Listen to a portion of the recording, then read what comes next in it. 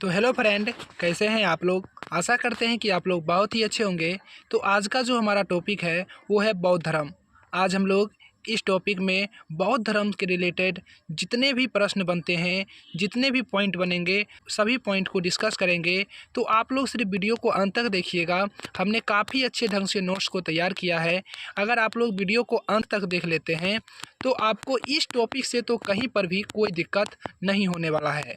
तो चलिए वीडियो को स्टार्ट करते हैं। उससे पहले आपसे छोटी सी रिक्वेस्ट है, चैनल थोड़ा नया है, यदि अगर आप लोग सब्सक्राइब कर देंगे तो थोड़ा अच्छा होगा। तो चलिए वीडियो को स्टार्ट करते हैं। तो देखिए, बौद्ध धर्म, ठीक है, जिस तरह हमारा धर्म है हिंदू धर्म, ठीक है, जिस तरह मुस्लिम धर्म है, जिस तरह सिख धर्म है, उसी तरह एक प्रकार का धर्म है जिसका नाम है बौद्ध धर्म, ठीक है। याद रखिएगा, बौद्ध धर्म के जो संस्थापक थे, याद रखिएगा, गौतम बुद्ध जी हैं। कौन है? गौतम बुद्ध ने यानी कि बौद्ध धर्म का स्थापना किया था। इसके बाद आप लोग याद रखिएगा, गौतम बुद्ध को एशिया का ज्योतिपुंज कहा जाता है, यानी लाइट ऑफ एशिया, ठीक है। इसके बाद गौतम बुद्ध का जो जन्म हुआ था 563 ईसा पूर्व में हुआ था। कहाँ पर हुआ था? कपिलवस्तु लुम्बिनी नामक स्थान में हुआ था, जो अभी वर्तमान में नेपाल में स्थित है, ठीक है। इसके बाद गौतम बुद्ध के पिता का नाम सुद्धोधन था और उनकी माता का जो नाम था वो आपका महामाया था, याद रखिएगा। और देखिए, इनकी माता की मृत्यु इनके जन्म के 7वें दिन ही हो गई थी। इनका पालन पोषण इनकी सौतेली माँ प्रजापति गौतमी ने किया था, यानी कि गौतम बुद्ध के जो माँ थे उनके जन्म से 7 दिन बाद ही मर गए थे, ठीक है। और इनका जो पालन पोषण था यानी कि भगवान बुद्ध का, ठीक है, वो यानी कि उनकी सौतेली माँ प्रजापति गौतमी ने किया था। इसके बाद इनके बचपन का जो नाम था वो सिद्धार्थ था, याद रखिएगा, ठीक है।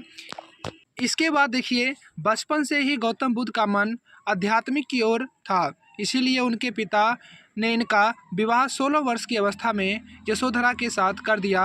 इनके पुत्र का नाम राहुल था।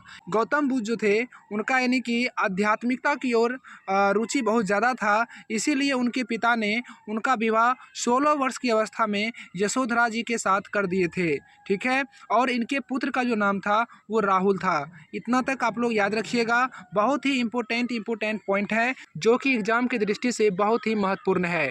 अब देखिए, अपने साम्राज्य भ्रमण के दौरान, यानी कि जब इनका शादी हो गया और एक दिन जब अपने साम्राज्य का भ्रमण करने के लिए निकले थे तो उन्होंने व्यक्ति जीवन की 4 अवस्थाओं को देखा, जिनके बाद उनके मन में वैराग्य उत्पन्न हो गया। यानी कि जब उन्होंने अपने साम्राज्य का भ्रमण करने के लिए निकला था तो उन्होंने व्यक्तियों को 4 अवस्था में देखा था। सबसे पहला जो देखा था वह बूढ़ा व्यक्ति को देखा था, उसके बाद एक बीमार व्यक्ति को, उसके बाद सबको, उसके बाद आपका हो जाएगा सन्यासी को।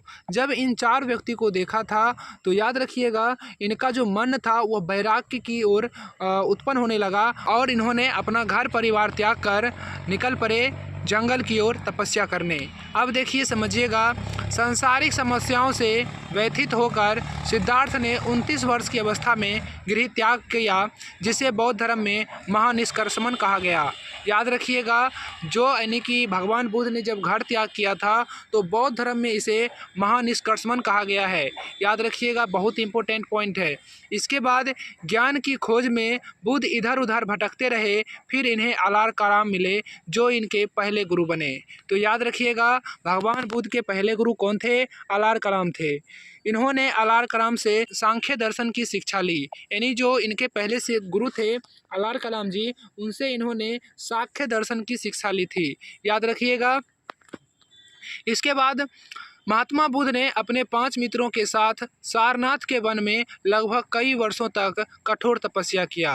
यानी कि भगवान बुद्ध जो थे वो अपने 5 मित्रों के साथ सारनाथ में कई वर्षों तक कठोर तपस्या किया, लेकिन इसका परिणाम नहीं निकलने के कारण उन्होंने इसके बाद महात्मा बुद्ध ज्ञान की प्राप्ति के लिए गया चले गए। कहाँ चले गए? गया। यानी कि जब यानी कि सारनाथ में इनको ज्ञान की प्राप्ति नहीं हुई तो इसके बाद वह गया चले गए।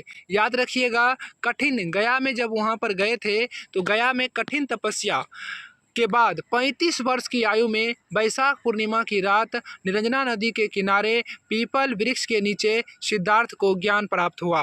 याद रखिएगा, 35 वर्ष की आयु में हुआ था और इन्होंने लगभग 6 वर्षों तक कठोर तपस्या किया था, तब जाके इनको ज्ञान की प्राप्ति हुई। ज्ञान प्राप्ति के बाद सिद्धार्थ बुद्ध के नाम से जाने गए और वह स्थान बोध गया कहलाया। यानी कि जहाँ पर इनको ज्ञान की प्राप्ति हुई थी वह स्थान अब बोध गया कहलाने लगा है। इसके बाद याद रखिएगा, पहले गौतम बुद्ध का नाम सिद्धार्थ था, लेकिन जब इनको ज्ञान की प्राप्ति हुई तब इन्हें बुद्ध कहा गया। ठीक है, याद रखिएगा। और कहाँ पर इनको ज्ञान की प्राप्ति हुई थी, तो याद रखिएगा वैशाख पूर्णिमा के दिन निरंजना नदी के तट पर। निरंजना नदी यानी कि जिसे वर्तमान में फाल्गु नदी कहा जाता है। आप यहाँ पर जो मैप में देख रहे हैं यही है फाल्गु नदी। ठीक है, इन्हीं नदी के तट पर इनको क्या हुआ था, तो ज्ञान की प्राप्ति हुई थी। इसके बाद बुद्ध ने अपने प्रथम उपदेश सारनाथ में दिए। यानी कि भगवान बुद्ध अपना पहला उपदेश कहाँ पर दिए थे, सारनाथ में दिए थे, जिसे बौद्ध ग्रंथों में धर्म चक्र परिवर्तन कहा गया। यानी जो गौतम बुद्ध अपना पहला उपदेश सारनाथ में दिए थे उनको बौद्ध ग्रंथ में क्या कहा गया है, तो धर्म चक्र परिवर्तन कहा गया है। याद रखिएगा। और उन्होंने यह उपदेश पाली भाषा में दिया था। ठीक है, याद रखना है, सबसे पहला उपदेश कहाँ दिया था, सारनाथ में। बौद्ध धर्म में इन्हें क्या कहा गया है, धर्म चक्र परिवर्तन। और ये जो अपना पहला उपदेश दिए थे वो यानी कि किस भाषा में दिए थे, तो पाली भाषा में दिए थे। बुद्ध ने अपने सर्वाधिक उपदेश कौशल देश की राजधानी श्रावस्ती में दिए थे। याद रखना है, सबसे पहला उपदेश सारनाथ और सबसे ज़्यादा उपदेश कहाँ दिए थे, तो श्रावस्ती में दिए थे। यहाँ तक आपको समझ में आ गया होगा।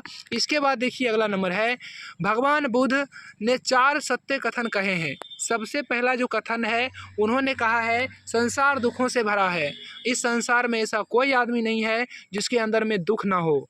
और दूसरा नंबर है कि हर दुख का कोई ना कोई कारण होता है, और आपके अंदर भी अगर कोई दुख होगा तो उसका कोई ना कोई कारण होगा। और सभी दुखों का सबसे बड़ा कारण होता है इच्छा।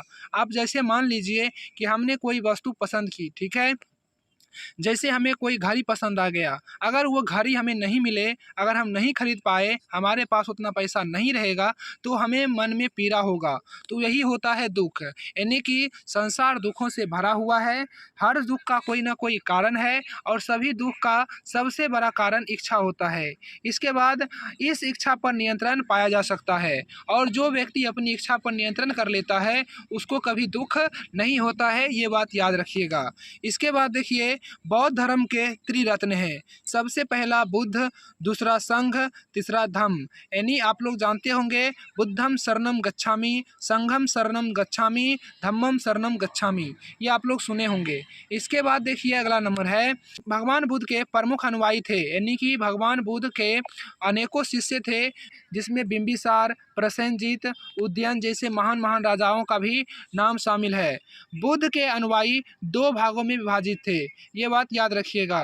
पहला था आपका भिक्षुक और दूसरा था उपासक। अब देखिए भिक्षुक कौन होते थे और उपासक कौन होते थे, समझिएगा। भिक्षुक बौद्ध संघ के सदस्य होते थे। यानी कि भिक्षुक भी बौद्ध संघ के सदस्य होते थे। वो अपना घर परिवार त्याग करके पूरी तरह यानी बौद्ध धर्म में लीन हो जाते थे और अपना जीवन यापन भिक्षा यानी कि जिसको भीख बोल सकते हैं, भीख मांगकर क्या करते थे, तो पूरा करते थे। ठीक है ना। और ये अपनी आवश्यकताओं की वस्तु के लिए जनता पर निर्भर रहते थे। इसके बाद उपासक की अगर हम बात करें, उपासक जो लोग थे वो यानी अपने घर को नहीं छोड़े थे। ठीक है ना।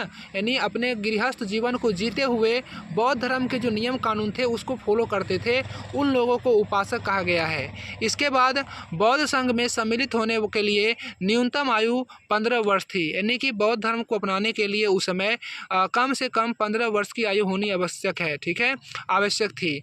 इसके बाद देखिए, बुद्ध के जीवन से संबंधित बौद्ध धर्म के प्रतीक, यानी कि भगवान बुद्ध के जो जन्म से लेकर मृत्यु तक जो क्रियाकलाप था उसका कुछ न कुछ यानी प्रतीक था।